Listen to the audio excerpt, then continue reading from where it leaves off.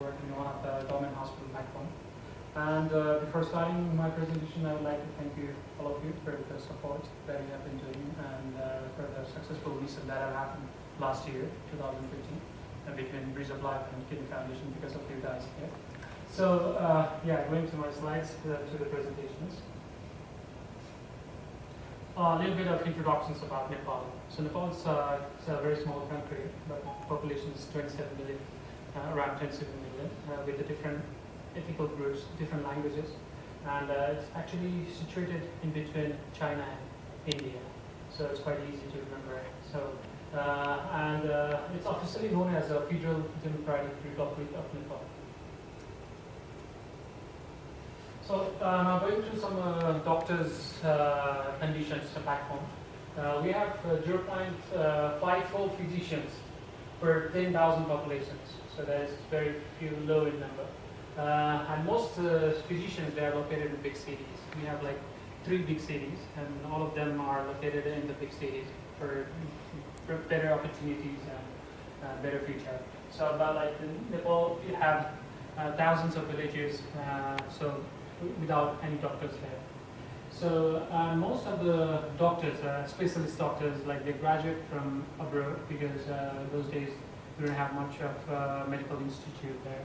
So most of they graduate from India, Pakistan, Bangladesh because it's a neighboring country, China, and some of them graduate from United States of America, also from Russia, and I graduate from China. So, we're talking about the nephrologists back home, we have almost 30 numbers. So, in the country having a population of 27 million and with the 30 nephrologists there. So, a little bit of misunderstanding in Nepal. People, they really think like a chronic disease is not only kidney, heart disease or whatever. So, that affect the old people and the rich people. So, and they think like it's not gonna affect young people or the poor people, but chronic diseases, they don't care about rich or poor, or like you are from cities or you're from village or something like that. But this is a very huge misunderstanding back home. So we do share the same kind of risk factors the rest of the world have. The hypertension and diabetes on the top of the list. So these are the risk factors we do have for the chronic kidney diseases back home. Nepal is we call it low middle income countries. We have a lot of challenges there regarding the chronic kidney disease.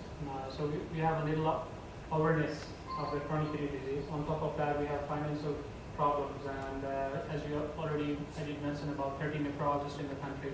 So that means like we have this little expertise working for the kidney area.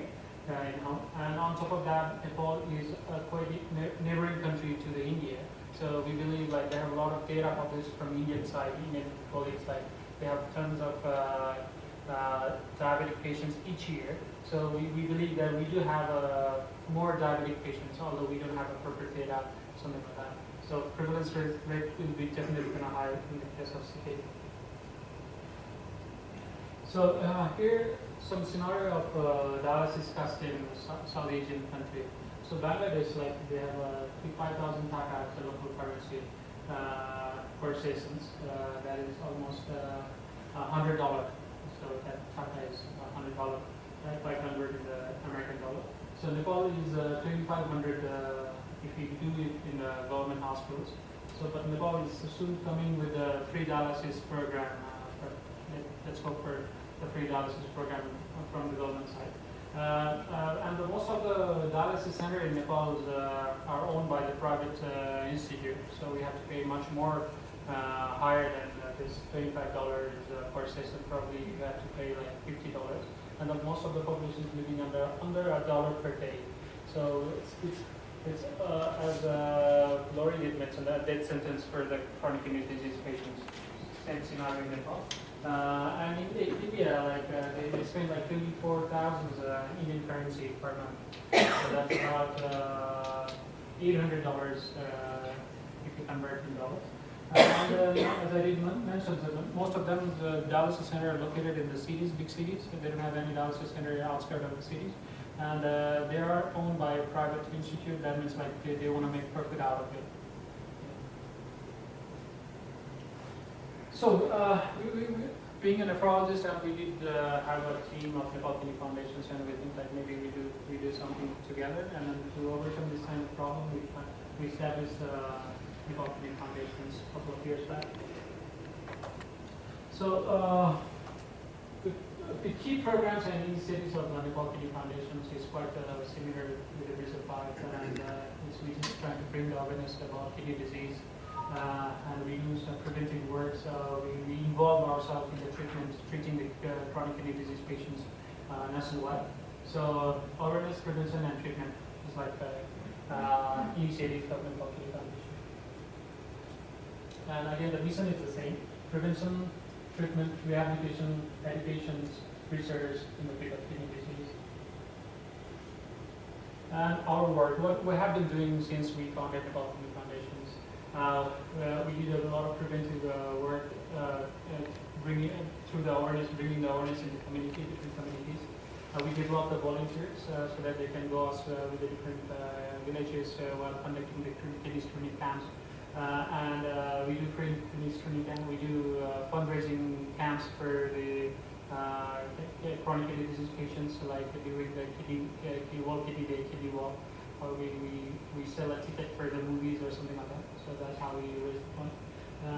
And we do kidney walk every year on the World Kidney Day. And they have a very good impact in the community by the help of kidney walk. And we involve ourselves in doing researches, and we try to update, keep on the data so that we can share with the stakeholders like International Society of Nephrology or any other stakeholders. So we try to give donate the medicine to the chronic kidney disease patients. So once we are diagnosed with the chronic kidney disease, then we need a bunch of medicines to take a lifelong. And you need to take a lifelong, which is very costly. It's not free in Nepal, so we have to buy each and every medicine. But we, Nepal Kidney Foundations, try to give the medicine for those patients whom we detect during our kidney screening program. So this is also, I think, the key program we have been doing. And on top of that, we do a nephrology consultation for free. Because nephrology consultation in Nepal is not free. Once you go to meet a nephrology, probably you have to spend like $5 to $10, depending on the nephrology, on how senior or junior nephrologist. But like at least you should have like $5 to $10 per visit. So it's kind of huge money for the poor patients to go and visit the nephrologist to get a better consultations. So we have been doing the free nephrologist consultations as well in the Nepal Kidney Foundation. So as Lori already did mention about the very black day we had last year during a drought. So the huge earthquake, devastating earthquake that hit Nepal. It was almost 7.8 Richter scales. That is like very big. And even in Kathmandu, highly dense populated capital, we were hit by the earthquake. During that time, I was also in Kathmandu. The 7.8 Richter scale, and I was lucky enough I survived during the earthquake. And we believe that more than 12,000 people back home, they died during the earthquake last year. And hundreds of people are homeless because the houses they built in the countryside with this mud and kind of like very low materials, and they collapsed. They don't have a house to live, and still living. Some of the areas like still living in a tent. And there's one district called Nuapot. It's quite neighboring district to Kathmandu, the capital, and the most hard hit area. So thousands of houses were stone and broken down by the earthquake. So this is a picture of mine. And right after a couple of hours of the earthquake, and I went to my hospital. I work in one of the government hospitals in Kathmandu. And we do have a trauma center. So, and a lot of the patients, they come in the trauma center for treatment. Although I'm a nephrologist, I'm a physician, so I don't have like much more practice experience in the field of surgery. But like I still went to there to help my surgical colleagues, like just like helping hands, or just to do some basics like to secure the IV lines or to do some kind of suturing or something like that. This picture is right after 2 hours after the operation. So a lot of patients were there, a lot of casualties were there. So and then after besides the screening and then kidney awareness, we involved ourselves to make ourselves busy with this orthopedic relief program, and we've been distributing the free kits for orthopedic survivors. And we conduct the general health camp.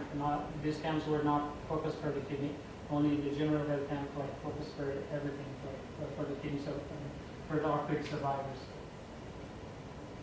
And then we had a very successful partnership last year with Bridge of Life, and I would like to thank all of you again for this opportunity and to making those partnerships very successful.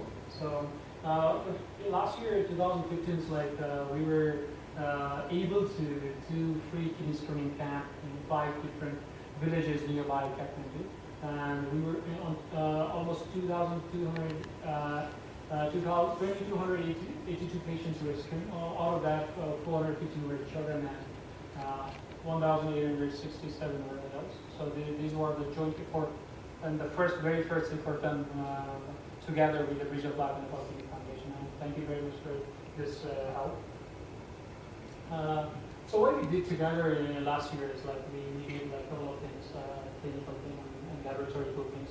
So we did a urine analysis to check for protein, and we did blood for creatinine, the marker for the kidney disease, and we did monitor the blood pressure. We educated the community in large, in terms of preventive kidney disease, and we also did free nephrology consultations for those high-risk group, and we did distribute chronic medicines. And so after the camp, a very good impact actually. So after the team Bridge of Life, they come back to America, and we keep on continuing with this things we have done together. We continue for free medicines for high-risk patients having hypertension, diabetes, and also for those patients with dyslipidemia, we have given them the lipid-lowering medicines. And we did continue educate them with the dietary knowledge, and we did free lab tests and also continue the nephrology consultation. So here's the impact of the joint screening program by Bridge of Life during 2015. So it was it helped us to track down the high-risk patients and give them educations and give them pregnancy. So which ultimately helped those patients to retard or slow down the progression of chronic kidney disease to the end-stage renal disease, which requires hemodialysis, and the hemodialysis center is pretty much negligible in number in the health, so and it costs a lot. And also on top of that, we have done the kidney screening program in 5 different villages, so it has very good impact creating the awareness in those communities regarding the kidney disease. Here are some pictures of the joint effort during 2015. Some education part is going on, a lot of participants. One of the Bridge of Life member, Ken Chandler, gives you electronics blood pressure. And this picture is very important. The reason why I kept it here is there are the 3 teammates working together hand in hand for the kidney during 2015. It's me in the Nepal Kidney Foundation, in the middle is Gloria Upshurst from Bridge of Life, and the third one is Davide India. So we 3 teams together, came together in 2015, worked together, screened many people there. And we got opportunity to meet the president, honorable president of Nepal. We did acknowledge her what we have found during our 5 days of camp. So we did share our findings with her. And the next day, we did have an opportunity to visit Honorable Prime Minister of the country, and we did share the same knowledge with him as well. So yes, again, I'd like to thank for continuing this partnership for next year. And this year's in 2016, in September, we're planning for another screening camp, awareness camp, and education in Nepal. So this missions will again work for the kidney disease in Nepal. So hopefully this will be much better than last year's mission. And it helps to combat kidney disease in Nepal. So basically, it's a continuation of 2015 partnerships in a better way. And I believe like this mission will definitely going to serve underserved populations in Nepal. So impact of long-term partnership between this partnership is definitely going to have a very good impact. So I mentioned like we provide a free foundation for establishing a compelling human rights spaces of nephrology, especially for the children and young adults who continue to die in large numbers in low research regions like Nepal due to consequence of chronic kidney disease. So very good impact. Now here comes the future plan of Nepal Kidney Foundation. Actually, we've been doing a lot of kidney screening program. We found a lot of CKD patients. We found a lot of industries renal disease patients. But at the end of the day, we don't have a place to refer them for the free dialysis or something like that. So we're working for probably Nepal Kidney Foundation will come up with a dialysis center where we can actually send our patients for the free dialysis. So probably we might come with a dialysis center if we got a lot of help from local governments, from international stakeholders, and like DaVita. So we're thinking of that, and we're working on that since like the last years. So probably it will take a lot of time to make it happen. It's not that easy job to establish a dialysis center. So, but still we are working on it. So Nepal has a very limited law regarding the kidney transplantation. So we have like only the live related donors can transplant kidney. But we don't have disease donor transplantation law. So since the Nepal Kidney Foundations always knocking the door of the Ministry of Health just to burden up the law, make the disease donor law in work, so that like there's a lot of transplantations going on and less burden for the hemodialysis, since we don't have much of hemodialysis center back home. So yeah, simple questions to everyone out here. So do you know the pictures? Which mountain? The name of the mountain? Anybody? Yeah. All right, this is Mount Everest. It's located in Nepal. So I would like to welcome you someday to visit here. It's a very cool place to visit in your lifetime. I know everyone is busy out there, so probably maybe after you get retired or something.